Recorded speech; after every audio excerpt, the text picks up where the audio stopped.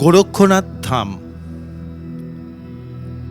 ভারতবর্ষের উত্তরপ্রদেশ রাজ্যে রাপ্তি ও রোহিণী নদীর তীরে গোরখপুর শহরের মধ্যে অবস্থিত এই গোরক্ষনাথ ধাম। এই গোরক্ষনাথ ধাম ভারতীয় আধ্যাত্মিক ঐতিহ্যের এক গুরুত্বপূর্ণ পীঠস্থান।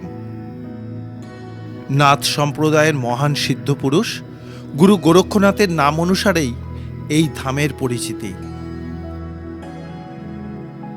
স্বয়ং মহাদেবের অংশ আদিনাথ অর্থাৎ মহাসিদ্ধ গুরু মৎস্যেন্দ্রনাথের শিষ্য গুরু গোরক্ষনাথ আত্মশুদ্ধির পথকে অনেক সহজ ও গ্রহণযোগ্য করে তুলেছিলেন। এই গোরক্ষনাথ ধাম শুধুমাত্র একটা মন্দির নয়, বরং আত্ম অনুসন্ধান ও অন্তর্দর্শনের এক পবিত্র ক্ষেত্র। এই গোরক্ষনাথ ধাম আমার গুরু আশ্রম ভারত সেবাশ্রম সংঘের প্রতিষ্ঠাতা স্বামী শ্রী প্রণবানন্দজি মহারাজের গুরু আশ্রম, অর্থাৎ এই গোরক্ষনাথ ধাম হল আমাদের গুরুকুল। আজ আমি বেরিয়ে পড়েছি সেই পুণ্যভূমি গুরু গোরক্ষনাথ ধাম সহ এই অঞ্চলের দর্শনীয় স্থানগুলো ঘুরে দেখব বলে। আপনাদেরকে জানিয়ে রাখি, গোরক্ষপুর এমন এক জায়গা, এখান থেকে খুব সহজে নেপাল সহ বিভিন্ন বৌদ্ধ তীর্থগুলো অনায়াসেই ঘুরে নেওয়া যায়। তাহলে চলুন আজ শুরু করি গোরক্ষপুর জংশন স্টেশন থেকে। সুপ্রভাত বন্ধুরা, এখন বাজে সকাল 8:15। এসে পৌঁছলাম গোরক্ষনাথ জংশন স্টেশনে। আমি আগের 3টে দিন কাটিয়েছিলাম তপভূমি নৈমিষারণ্যতে। গত 2টো পর্বে আমি সেই পূর্ণভূমি দর্শন করাতে পেরেছি আপনাদেরকে। আমি হরদই স্টেশন থেকে রাত 12:15 গোরক্ষপুর রাপ্তিগঙ্গা এক্সপ্রেস ধরে গোরক্ষপুর জংশনে নেমেছি। ভারতবর্ষের বিভিন্ন বড় শহর থেকে সরাসরি ট্রেনে বা বিমানে করে গোরক্ষপুর আসা যায়। প্ল্যাটফর্ম থেকে বেরিয়ে সবার প্রথমে চললাম গোরক্ষপুরে আমার গুরু আশ্রম ভারত সেবাশ্রম সঙ্গে, কারণ ওখানেই আমি 2টো দিন কাটাবো। অটোতে মিনিট 10 মধ্যেই পৌঁছে গেলাম 2 কিলোমিটার দূরে ভারত সেবাশ্রম সঙ্গে। ঢুকেই দেখি আশ্রমটা বেশ বড়। কথাবার্তা বলে এখানে একটা ঘর নিয়ে নিলাম। ঘরটাতে 4 জন থাকা যাবে। গিজার লাগানো অ্যাটাচ টয়লেটও রয়েছে। স্নান করে গুরু মহারাজকে প্রণাম জানালাম। এরপরে আশ্রমটা একটু ঘুরে দেখতে থাকলাম। এখানে গুরু মন্দির তো রয়েছেই, আর তার সঙ্গে যাত্রীদের থাকার জন্য সুন্দর ব্যবস্থাও রয়েছে। এখানে এসি, নন এসি সব রকমের ঘরই রয়েছে। খরচা তুলনামূলকভাবে অনেকটাই কম। 4 জন থাকার মতন ঘরের খরচ 500 থেকে 700 টাকা মতো। আমি ডেসক্রিপশন বক্সে এখানকার নম্বর দিয়ে দিলাম। আপনাদের প্রয়োজন হলে আপনারা যোগাযোগ করে ঘর বুকিং করে নিতে পারেন। এখানে কিছুক্ষণ বেরিয়ে গুরু মন্দিরে প্রসাদ খেয়ে আজকের দিনটা রেস্ট নিয়ে পরের দিনকে বেরোলাম বিভিন্ন জায়গাগুলো ঘুরে দেখব বলে। সুপ্রভাত বন্ধুরা, এখন বাজে সকাল 9:30। আমি এখন গোরক্ষপুর ভারত সেবাশ্রম সংঘ থেকে বেরিয়ে সোজা যাব গোরক্ষনাথ মন্দির দর্শন করতে, অর্থাৎ গোরক্ষনাথ ধাম দর্শন করতে। তাহলে চলুন বেরোনো যাক। এবারে সামনে মেন রোড থেকে একটা টোটোতে উঠে পড়লাম গোরক্ষনাথ ধাম যাব বলে। এখান থেকে দূরত্ব প্রায় 4 কিলোমিটার মতন। ভাড়া পড়ল মাথাপিছু 30 টাকা করে। আমাদের টোটো গোরখপুর শহরের মধ্যে দিয়ে এগিয়ে চলল। গোরখপুর শহরটা বেশ জমজমাট। দেখতে দেখতে স্টেশনের পাশ দিয়ে এগিয়ে চললাম। এইভাবে প্রায় 30 মিনিট চলার পর পৌঁছে গেলাম, প্রায় মিনিট 15 মতন টোটোতে আসার পর এসে পৌঁছে গেলাম এই গোরক্ষনাথ ধামে। চলুন ভেতরটা দর্শন করে আসি। রাস্তার পাশেই বিরাট প্রবেশদ্বার।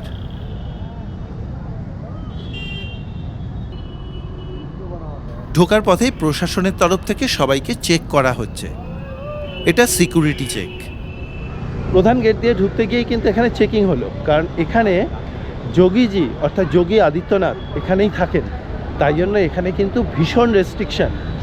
কিন্তু যেহেতু আমি ভারত সেবাশ্রম সংঘের শিষ্য এবং ওখানকার মহারাজরা আমাকে ভেতরে অ্যাডমিনিস্ট্রেশনের একজনের সঙ্গে কথাবার্তা বলিয়ে দিয়েছেন, তাই জন্য আমাকে আটকায়নি। চলুন এরপরে যাওয়া যাক, কতটুকু দেখতে পারি দেখা যাক, আর চেষ্টা করব আপনাদেরকেও যতটা সম্ভব দেখানোর। সামনে সোজা রাস্তা ধরে এগোতে থাকলাম মূল মন্দিরের দিকে। এই হলো গোরক্ষনাথ ধামের মুখ্য প্রবেশদ্বার। এখানে সিকিউরিটির অনুমতি নিয়ে ঢুকে পড়লাম মন্দির চত্বরে।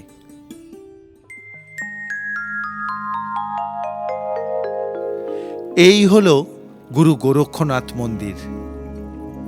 ত্রেতা যুগে যখন ঘন বন জঙ্গলে ঘেরা নির্জন ভূমিতে মানুষের পদচিহ্ন কম পড়ত, তখন এই অঞ্চলে এক গভীর নীরবতা বিরাজ করত। তখন এখানকার বয়ে চলা রাপ্তি ও রোহিণী নদীর তীরে গভীর অরণ্যের নীরবতার মধ্যে যেন এক আশ্চর্য শক্তি বিরাজ করছিল। লোকেরা বলতো এই ভূমি সাধারণ নয়, এখানে দেবতাদের যাওয়া আসা আছে। একদিন সেই নির্জন স্থানে এসে উপস্থিত হলেন মহাযোগী গুরু গোরক্ষনাথ। তিনি ছিলেন মহাযোগী মৎস্যেন্দ্রনাথের শিষ্য আর ভগবান শিবের যোগবিদ্যার ধারক। বলা হয় বাবা মহাদেব নিজেই তাকে পাঠিয়েছিলেন মানুষের দুঃখ মোচনের জন্য। তখন গুরু গোরক্ষনাথজি এই স্থানে এই গাছের নিচে বসে সাধনা শুরু করেন। মাসের পর মাস তিনি গভীর ধ্যানে মগ্ন রইলেন। ঝড়, বৃষ্টি, শীত, গ্রীষ্ম কোনো কিছুই তাকে টলাতে পারল না। তার তপস্যার তেজে চারদিকের পরিবেশ বদলাতে শুরু করল। বন্য পশুরা হিংস্রতা ভুলে শান্ত হয়ে উঠল। ধীরে ধীরে আশপাশের মানুষ এই যোগীর কথা জানতে পারলেন। তারা দেখলেন গুরু গোরক্ষনাথজি যেখানে বসেন সেখানে আসলে মন শান্ত হয়ে যায় আর বিপদ অনেক দূরে সরে যায়। একবার এক ভয়ঙ্কর দুর্ভিক্ষের সময় গ্রামের লোকেরা গোরক্ষনাথজি স্মরণ করলে গুরু গোরক্ষনাথজি শুধু দুচোখ বন্ধ করে ধ্যানে বসলেন। কিছুক্ষণের মধ্যেই আকাশ থেকে অঝোরে বৃষ্টি নামতে শুরু করল।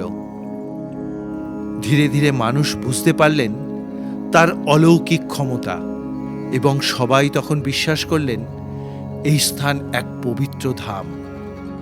জনশ্রুতি আছে একসময় যুধিষ্ঠিরের নির্দেশে ভীম নিমন্ত্রণ করতে আসেন গুরু গোরক্ষনাথজিকে। তখন গোরক্ষনাথজি বিশ্রাম করছিলেন। ভীম অপেক্ষা করতে করতে ঘুমিয়ে পড়েছিলেন। এখনও এখানে ভীমের মূর্তি শায়িত অবস্থায় রয়েছে। এই গোরক্ষনাথ ধাম বিশ্বের নাথ সম্প্রদায়ের কাছে এক অতি পবিত্র তীর্থক্ষেত্র। পরবর্তীকালে গুরু গোরক্ষনাথজি অন্তর্ধান হলে গ্রামবাসীরা এই জায়গাতে ছোট মন্দির তৈরি করেছিলেন, এবং তারও পরবর্তীকালে গোরক্ষনাথ মন্দিরে একাধিকবার সম্রাট আলাউদ্দিন খিলজি ও সম্রাট ঔরঙ্গজেবের আমলে এই স্থানে মন্দির ধ্বংস করা হয়। কিন্তু ওই সময়েও গুরু গোরক্ষনাথজির আসন ছিল রক্ষিত। পরবর্তীকালে আবার মন্দির গড়ে তোলা হয়। বর্তমানে যে মন্দিরটি আমরা দেখছি সেটি 1980 সালে আধুনিক রূপে গড়ে তোলা হয়েছে। পাতাঞ্জল দর্শন অনুযায়ী হট প্রদীপিকা, দত্তাত্রেয় সংহিতা ও গোরক্ষ সংহিতায় যোগী শ্রেণীর যে বিবরণ রয়েছে তার থেকে জানা যায় যোগীগণ নানাভাবে বিভক্ত এবং তাদের সাধারণ উপাধি নাথ। এই নাথ সম্প্রদায়ের গুরু ছিলেন গুরু গোরক্ষনাথজি। শত শত বছর ধরে এই মন্দিরে নাথ যোগীরা এসে ধ্যান করেন, শিবের নাম জপ করেন আর গুরুর আদর্শ বয়ে নিয়ে চলেন। ব্রহ্মগিরি নামক এক সন্ন্যাসী গোরক্ষনাথজির প্রসাদ লাভ করে অঘোর নামে এক সম্প্রদায় গঠন করেন। বাবা গম্ভীরনাথজি অঘোর যোগী সম্প্রদায়ের আজন্ম বৈরাগী ও অতি কঠোর সাধক ছিলেন। পরবর্তীকালে মহাপুরুষ বাবা গম্ভীরনাথজির শিষ্যত্ব গ্রহণ করেন আবাল্য ব্রহ্মচারী আজন্ম সিদ্ধযোগী প্রণমানন্দজি মহারাজ। 1913 সালের দুর্গাপুজোর একাদশীর তিথিতে তিনি দীক্ষিত হন এবং একটি গাছের নিচে ধ্যানমগ্ন থাকতেন। এই গাছের নিচে বসেই গুরু গোরক্ষনাথজি এবং পরবর্তীকালে যোগী প্রণবানন্দজি মহারাজ ধ্যান করতেন। আজও এখানে আসলে এক দৈব শক্তিতে দেহ শিহরিত হয়ে ওঠে। পরবর্তীকালে সিদ্ধযোগী স্বামী প্রণবানন্দজি মহারাজ মানব কল্যাণে একটি সন্ন্যাসী প্রতিষ্ঠান গড়ে তুলেছেন। নাম দিয়েছেন ভারত সেবাশ্রম সংঘ। আমরা যারা স্বামী প্রণবানন্দজি মহারাজের গুরু পরম্পরার শিষ্য, আমাদের কাছে এই গুরু গোরক্ষনাথ ধাম হল আমাদের গুরুকুল। মুখ্য মন্দিরের গর্ভগৃহে গুরু গোরক্ষনাথজি অধিষ্ঠান করছেন। মন্দির চত্বরে গোরক্ষ পীঠধীশ্বর মহন্ত অবৈদ্যনাথজি মহারাজ, শ্রী শ্রী যোগীরাজ গম্ভীরনাথজি এবং শ্রী শ্রী মহন্ত দিগ্বিজয়নাথজির মহারাজের সমাধিস্থল রয়েছে। এছাড়াও মন্দির চত্বরে হনুমান মন্দির ছাড়াও অন্যান্য মন্দির রয়েছে।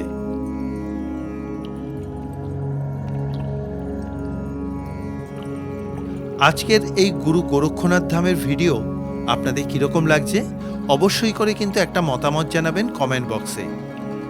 আপনাদের প্রতি কটা মতামত আমার কাছে অনেক বেশি মূল্যবান, অনেক বেশি শক্তি দেয় নতুন তীর্থক্ষেত্রে পৌঁছে যাওয়ার জন্য।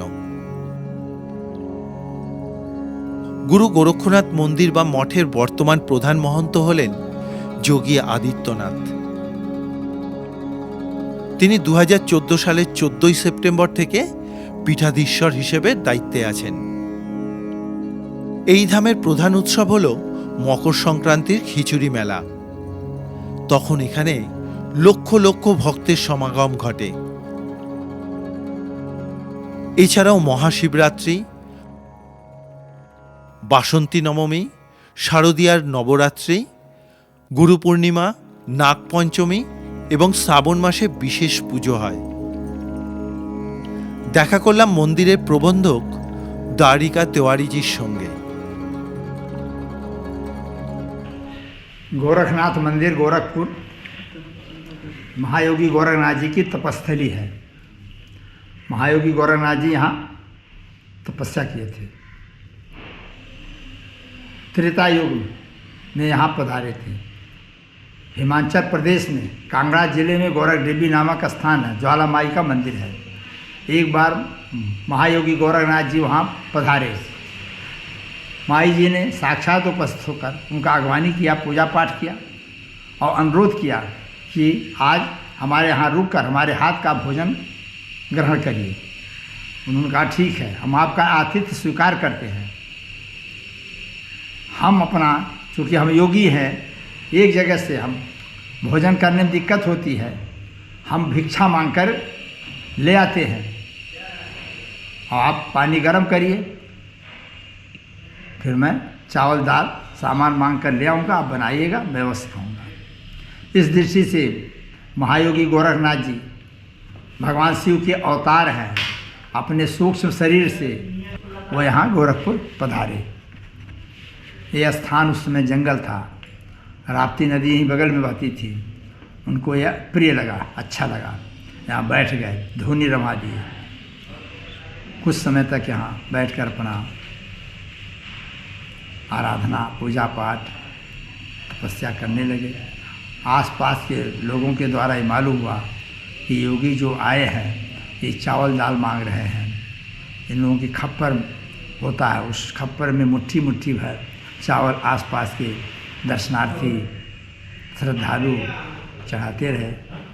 खप्पर कभी पूर्ण नहीं हुआ। उस खप्पर से भंडारा भी करके लोगों को खिला देते थे। न खप्पर कभी खाली हुआ, न खप्पर खाली हुआ, न कभी पूर्ण हुआ। इस प्रकार उनका चमत्कार बढ़ता गया। धीरे धीरे उस समय मकर संक्रांति का समय था। आज भी मकर संक्रांति के उन्हीं के उपलक्ष्य में खिचड़ी, लाखों लोग यहाँ दर्शन करते हैं, पूजा पाठ करते हैं, प्रसाद चढ़ाते हैं। आज भी लाखों लोग आकर के हम भगवान गोरखनाथ जी का पूजा पाठ करते रहते हैं, चलते रहते हैं। तभी से यार एक ख्याति यार बढ़ती है।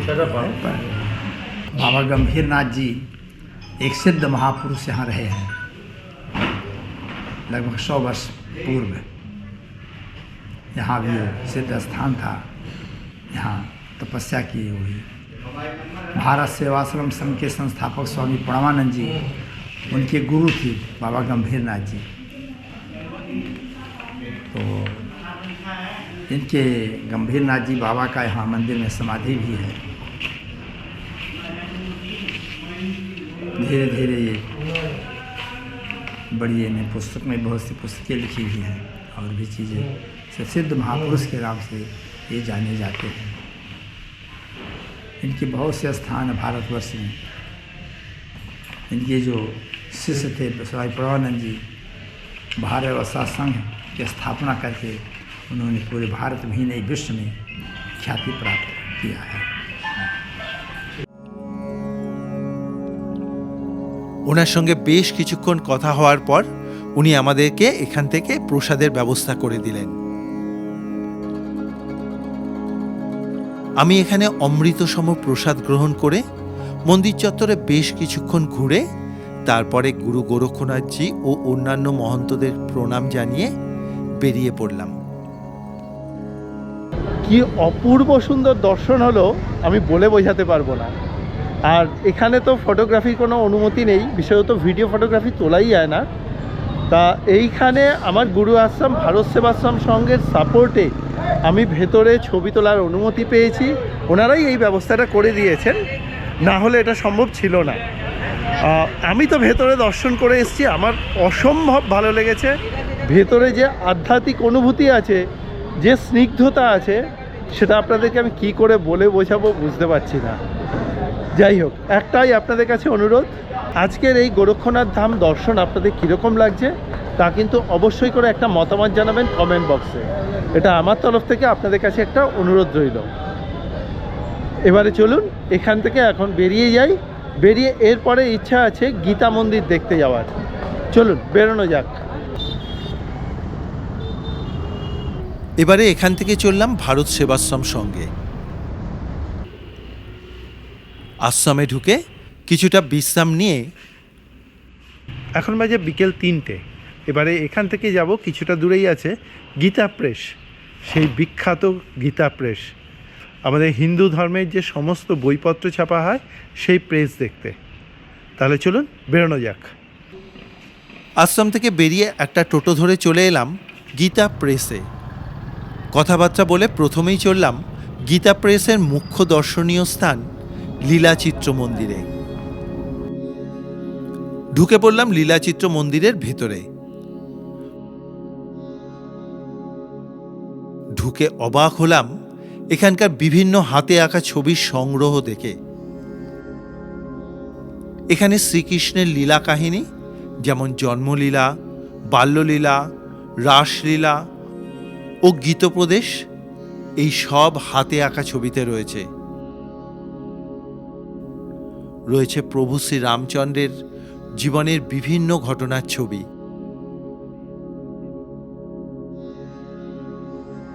এছাড়াও রয়েছে রামায়ণ ও মহাভারতের গুরুত্বপূর্ণ দৃশ্যের হাতে আঁকা ছবি। প্রতিকটা ছবির মধ্যে তার আলাদা আলাদা নিজস্বতা ফুটে উঠেছে।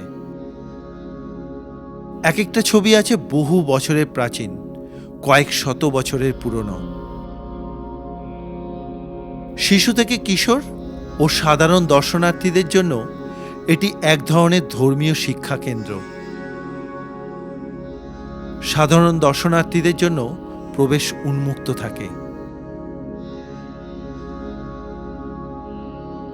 গীতা প্রেসের লীলাচিত্র মন্দির শুধুমাত্র একটা মন্দিরই নয়, এটা সনাতন ধর্মের জীবন্ত ইতিহাস ও দর্শনের এক অনন্য প্রদর্শনী।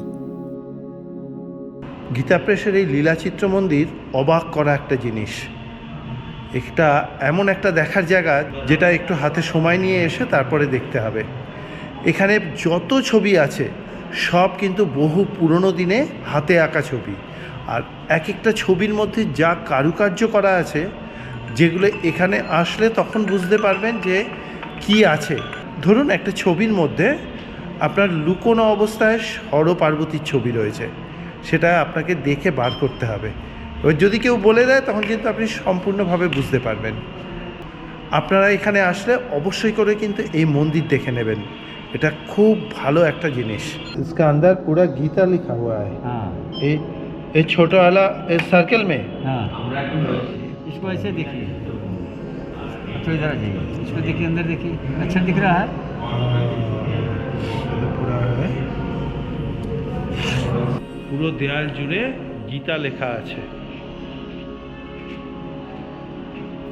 আমরা মন্দির দেখে বেরিয়ে পড়লাম। এবারে এগোলাম গীতা প্রেসের প্রিন্ট সেকশন দেখব বলে। ঢুকলাম যেখানে প্রিন্ট হচ্ছে সেখানে।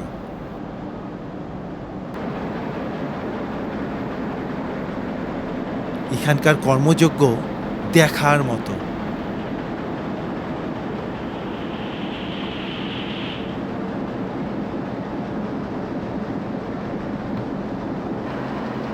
এই গীতা প্রেস দীর্ঘদিন ধরে সনাতন ধর্মের গ্রন্থ শ্রীমদ্ ভগবদ্ গীতা, রামায়ণ, পুরাণ এই সমস্ত কিছু বই প্রকাশ করে আসছেন। আমি প্রেস চত্বর ঘুরে দেখতে দেখতেই এখানকার দায়িত্বে থাকা একজন ভদ্রলোক আমাকে ঘুরিয়ে দেখালেন সমস্ত কিছু। মহারাষ্ট্র থেকে কাগজ আসা থেকে শুরু করে সেগুলো এই মেশিনে অভিজ্ঞ কর্মচারীদের দক্ষতায় কিভাবে আমাদের প্রণম্য এক ধর্মগ্রন্থে পরিণত হচ্ছে সমস্ত কিছুই ঘুরে দেখালেন। আমার এই পুরো কর্মযজ্ঞটা ঘুরে দেখতে খুব ভালো লাগছিল। এখানে কিছুক্ষণ কাটিয়ে এখান থেকে বেরিয়ে পড়লাম। এবারে আমাদের গন্তব্য রামগড় তাল। সামনের রাস্তা থেকে একটা টোটো ধরে নিলাম। গীতা প্রেস থেকে রামগড় তাল পর্যন্ত আমরা একটা টোটো করে নিলাম। দুজনের জন্য ভাড়া পড়লো 70 টাকা। এখান থেকে দূরত্ব মোটামুটি প্রায় 4.5 থেকে 5 কিলোমিটার মতো। টোটো গোরখপুরের ব্যস্ততম রাস্তা ধরে এগোতে থাকলো। চলতে চলতে পথেই বুঝতে পারছি সূর্যদেব পশ্চিম আকাশে চলে গিয়েছেন। আরও কিছুটা এগোনোর পর বাদিকে বিরাট একটা সুন্দর লেক দেখতে পেলাম। প্রায় মিনিট 20 মতন টোটোতে আসার পর পৌঁছে গেলাম রামগড় তালে, যে জায়গাতে বোটিং হয় সেই জায়গাটাতে। এগিয়ে চললাম প্রবেশদ্বার দিয়ে।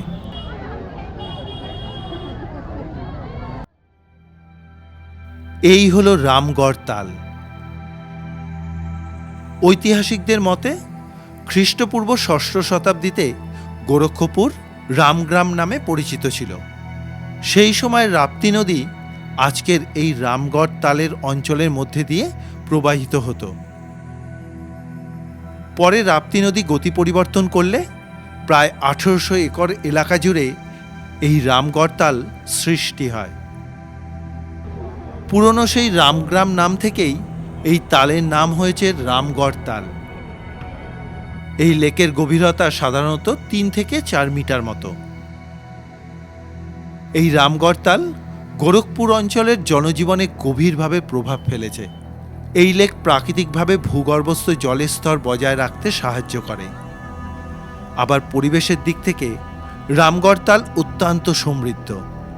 এখানে নানা প্রজাতির মাছ পাওয়া যায়।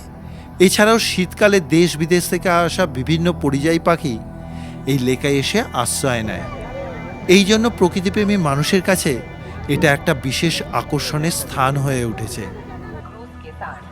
লেকের চারপাশে সুন্দর করে সাজানো অঞ্চল, তার সঙ্গে এই বিরাট লেকের জলে নৌকো বা লঞ্চে করে ঘুরে বেড়ানোর জন্য মানুষের কাছে একটা ভালো লাগার জায়গা হয়ে উঠেছে। বিকেলবেলাতে এই জায়গাটা খুব সুন্দর লাগে। প্রচুর মানুষ আসেন এখানে বেড়াতে। ইচ্ছা করলে আপনিও এই সুন্দর লেকের জলে ভেসে পড়তে পারেন। এখানে টুকটাক খাওয়া দাওয়া এবং পছন্দের জিনিস কেনার জন্য প্রচুর দোকান রয়েছে। আমরা এখানে কিছুক্ষণ কাটিয়ে বেরিয়ে পড়লাম। এরপরে আমরা এখন যাচ্ছি রাপ্তি নদীর ধারে রাজঘাট দেখতে। রামগড় তাল থেকে রাজঘাটের দূরত্ব প্রায় 2.5 কিলোমিটার মতো। অটোতে করে কিছুটা আসার পরেই পৌঁছে গেলাম রাজঘাটে।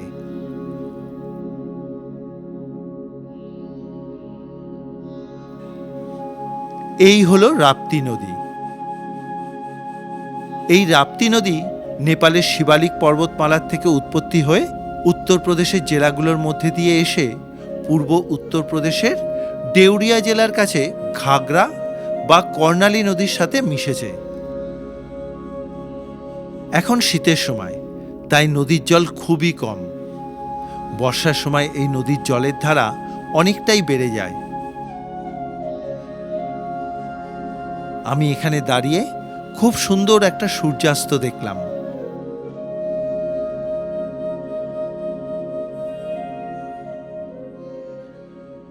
এরপরে এখানে কিছুক্ষণ কাটিয়ে চলে এলাম ভারত সেবাশ্রম সঙ্গে। তখন এখানে গুরু মহারাজের আরতি অনুষ্ঠানের প্রস্তুতি চলছে। চলে এলাম গুরু মন্দিরে আরতি দেখব বলে। ঢুকেই দেখলাম এখানকার স্বামীজি গুরু মহারাজকে পুজো করছেন।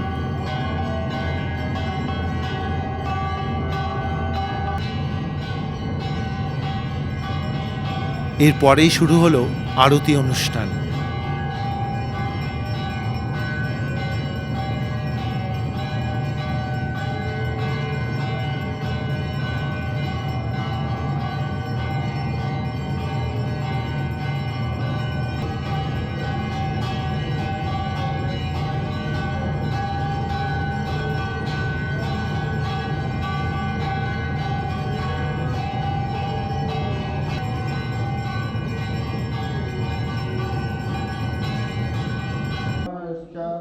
আরতির শেষে আমরা গুরু মহারাজকে প্রণাম জানালাম। আজকের এই গুরু গোরক্ষনাথ ধামের ভিডিও আপনাদের কীরকম লেগেছে তা কিন্তু অবশ্যই করে একটা মতামত জানাবেন কমেন্ট বক্সে। এটা আমার তরফ থেকে আপনাদের কাছে একটা অনুরোধ রইল।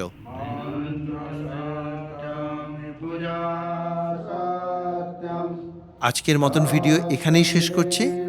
দেখা হবে আগামী পর্বে আরেক তীর্থস্থানে। ততক্ষণের জন্য সবাইকে বিদায়। সবাই ভালো থাকবেন, সুস্থ থাকবেন। শুভরাত্রি।